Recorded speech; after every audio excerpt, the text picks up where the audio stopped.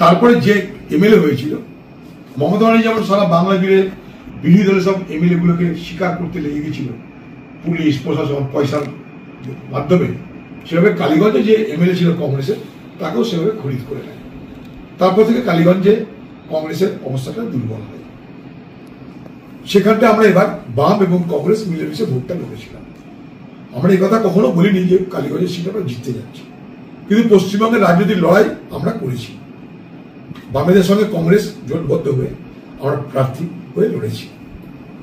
এখন সবাই জানে সেখানটায় তৃণমূলের জেতার সম্ভাবনা প্রবল, কারণ ওখানে ওদেরই এমএলএ ছিল।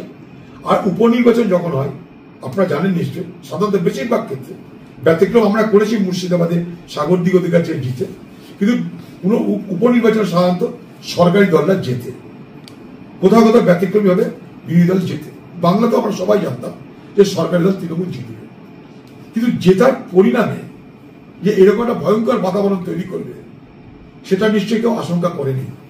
আমরা জানি যে জিতলে মানুষ আনন্দ করে, এটা তা না। জিতলে মানুষ বদলা নাই, জিতলে তৃণমূল বদলা নাই।